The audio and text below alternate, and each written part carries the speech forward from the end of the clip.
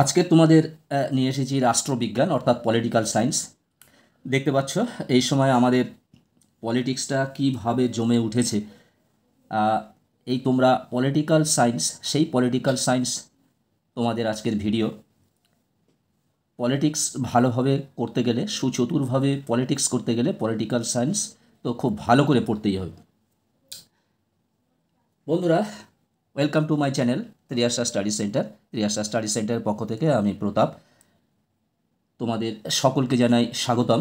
আজকের আমি তোমাদের জন্য নিয়ে এসেছি, তোমরা যারা দ্বাদশ শ্রেণীতে পড়ছো, তোমাদের আজকের বিষয় পলিটিক্যাল সায়েন্স। দেখতে পাচ্ছ 2023 এবং 2024 সেই দুটি প্রশ্ন আমার কাছে রাখা রয়েছে।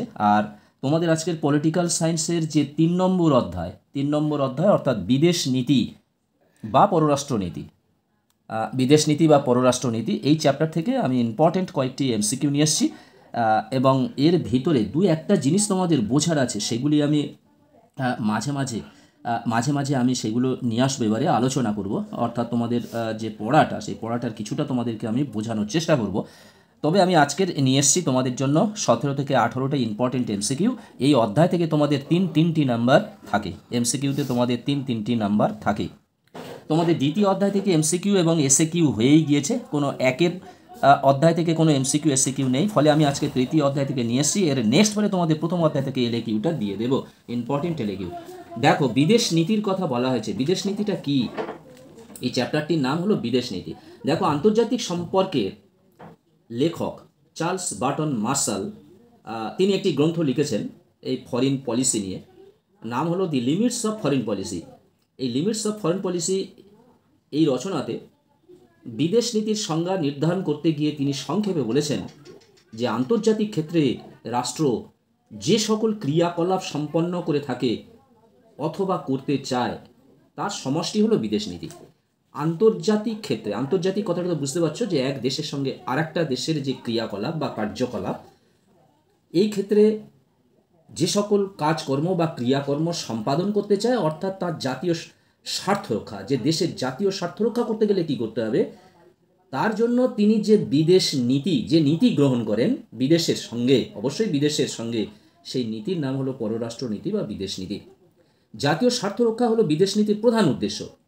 মনে রাখবে, আমাদের দেশের যে স্বার্থ, সেই স্বার্থ রক্ষাটাই হলো বিদেশ নীতির প্রধান উদ্দেশ্য। প্রতিটি রাষ্ট্র তার জাতীয় স্বার্থের দ্বারা চালিত হয়। বিদেশ নীতি দেশের বাইরে রাষ্ট্রের জাতীয় স্বরূপরূপে, স্বার্থরূপে সাহায্য করে।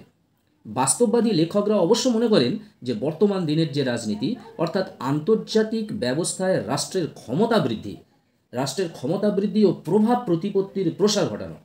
ঠিক আছে, বর্তমান রাজনীতিতে বলা হচ্ছে কি, যে রাষ্ট্রের ক্ষমতা বৃদ্ধি করা। দেখো, এই দেশের থেকে আমি সর্বশক্তিমান দেশ, চীন বলছে আমি সর্বশক্তিমান দেশ, আমেরিকা বলছে আমি সর্বশক্তিমান দেশ, জার্মান বলছে কি, জাপান বলছে আমি সর্বশক্তিমান দেশ। এই যে একটা দেশের প্রতি আরেকটা দেশের যে প্রভাব, যে ক্ষমতা, সেটাকে বৃদ্ধি করানো এবং তার প্রতিপত্তির প্রসার ঘটানো হলো বিদেশ নীতির প্রধান উদ্দেশ্য। বন্ধুরা, এসব আমরা প্রশ্ন তুলে যাই। এটি হলো 2023 সালের প্রশ্ন, দেখতে পাচ্ছ 2023 সালের প্রশ্ন, আর এটি হলো 2024 সালের তোমাদের প্রশ্ন। বন্ধুরা, তোমরা যারা চ্যানেলটি সাবস্ক্রাইব করোনি, অবশ্যই তোমরা চ্যানেলটি সাবস্ক্রাইব করে নাও, কারণ এইবারেতে তোমাদের শুরু হবে পর গুরুত্বপূর্ণ ভিডিওগুলি আসবে এবং আমি এবার তোমাদের সামনাসামনি কিছু প্রশ্ন উত্তর নিয়ে আলোচনা করব। দ্যাট ইজ যেটাকে মক টেস্ট বলা হয়, মক টেস্ট টাইপের প্রশ্নগুলো আলোচনা করব, কতটা তোমাদের ঘাটতি থাকে। যদিও তোমরা যারা ভালো স্টুডেন্ট, তোমাদের তো পড়তেই হবে, সারা বইটা তোমাদের পড়তেই হবে। তাছাড়াও আমি জাস্ট তোমাদের ইম্পর্টেন্টের কিছু ইঙ্গিত দিই, সেই ইম্পর্টেন্ট প্রশ্নগুলো তোমাদের করতে হবে, মানে ভালো করে করবে, কিন্তু তোমাদের পুরো বইটা তোমাদের পড়তে হবে খুব ভালো যদি রেজাল্ট করতে চাও। আর এটা যেন তোমাদের উচ্চ মাধ্যমিক শেষ বছর, উচ্চ মাধ্যমিক তো আর হবে না, উচ্চ মাধ্যমিকের শেষ বছর, ফলে তোমাদের পার্সেন্টেজও ভালো দেবে। তাহলে এই একটা যে সুযোগ আছে, এই সুযোগে তোমরা একটা হাই নাম্বার 90 থেকে 95% নাম্বার তোমরা পেতে পারো, একটু চেষ্টা করলে পেয়ে যাবে। আমি তোমাদের সামনাসামনিও তোমাদের কথা বলবো। আর তার সঙ্গে সঙ্গে বলি, একটা হোয়াটসঅ্যাপ গ্রুপ আমি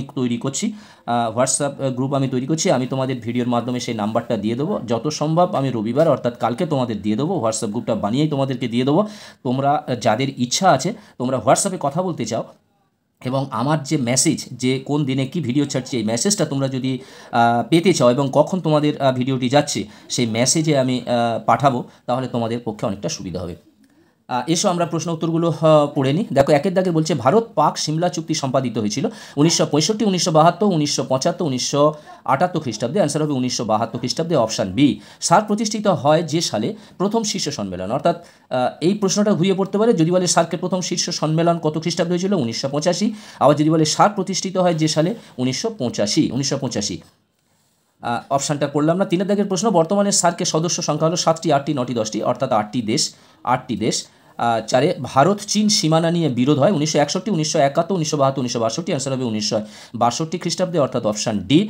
এবং পাঁচের দাগের প্রশ্ন the making of foreign policy গ্রন্থটির লেখক হলেন Joseph Frankel, Rabindranath Tagore, Morgenthau, Evan Luard. Answer হবে Joseph Frankel, option A. Linchpin এর অর্থ হলো ক্ষমতা, জাতীয় স্বার্থ, জাতীয় ক্ষমতার হ্রাস, অপরিহার্য অঙ্গ। অ্যান্সার হবে অপরিহার্য অঙ্গ, অর্থাৎ অপশান ডি। ভারতের পররাষ্ট্র নীতির একটি মূল বৈশিষ্ট্য হলো শিক্ষার প্রসার, অন্য রাষ্ট্রকে অধীনে আনা, পঞ্চশীল নীতির অনুসরণ, কোনোটাই নয়। অ্যান্সার হবে পঞ্চশীল নীতির অনুসরণ, অর্থাৎ অপশান সি। আটের দাগের প্রশ্ন জোট নিরপেক্ষ আন্দোলনের একটি অপরিহার্য নীতি হলো আগ্রাসন, হস্তক্ষেপ করা, সামাজিক বিভেদ সৃষ্টি করে এবং হস্তক্ষেপ না করা। অ্যান্সার হবে হস্তক্ষেপ না করা, অর্থাৎ অপশান ডি। নয় দাগের প্রশ্ন আঞ্চলিক সহযোগিতার জন্য গঠিত দক্ষিণ এশিয়ার সংগঠনটির নাম হলো SAFTA, SAARC, NATO, Asian. Answer হবে সার্ক, অর্থাৎ South Asian Association Regional Cooperation. Bharat ও পাকিস্তানের মধ্যে লাহোর ঘোষণাপত্র স্বাক্ষরিত হয়েছিল 1999 সালে। বিদেশ নীতির প্রধান উদ্দেশ্য ছিল দেখো জাতীয় স্বার্থ রক্ষা।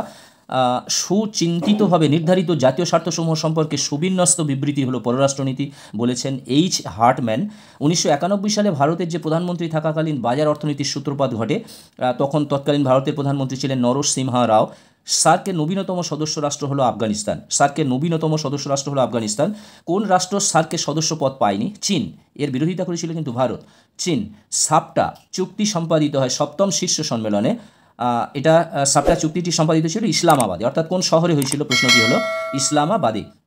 ভারতের নো ফার্স্ট স্ট্রাইক বা নো ফার্স্ট ইউজ এই পরমাণু নীতির প্রধান রূপকার কোন প্রধানমন্ত্রী?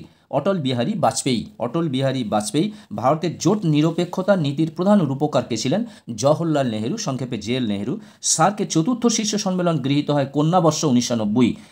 এটা হবে 1988 খ্রিস্টাব্দে। অর্থাৎ এখানে কি বলতে চাইলো যে সার্কের চতুর্থ সম্মেলন হয়েছিল 1988 খ্রিস্টাব্দে, আর এই সম্মেলনে এই কন্যাবর্ষ এইটা গৃহীত হয়েছিল। এই কন্যাবর্ষটা গৃহীত হয়েছিল 1990 সালে। বন্ধুরা, আজকের মতো ভিডিওটি এখানেই শেষ করলাম। তোমাদের যা বললাম তোমরা মনে রাখবে। তোমরা অবশ্যই কালকের হোয়াটসঅ্যাপ গ্রুপ আমি প্রথম ভিডিওতে বলে দেবো। তোমরা সোমবার থেকে অবশ্যই করে হোয়াটসঅ্যাপ গ্রুপে তোমরা যারা দ্বাদশ শ্রেণীতে আছো অবশ্যই যোগ দিয়ে দাও। এবং 11-এর কথা আমি পরে বলছি। 11-এর জন্য একটা আলাদা গ্রুপ করতে পারি, কিংবা একই সঙ্গে করবো, সেটাই আজকের আমি ভেবে নেবো। অর্থাৎ একাদশ দ্বাদশ একসঙ্গে একটা গ্রুপ করলেই ভালো হয়, সুবিধা হয়। বন্ধুরা, তোমরা সবাই ভালো থাকবে, সুস্থ থাকবে। তোমাদের জন্য রইল আন্তরিক ভালোবাসা ও সকলকে জানাই ধন্যবাদ।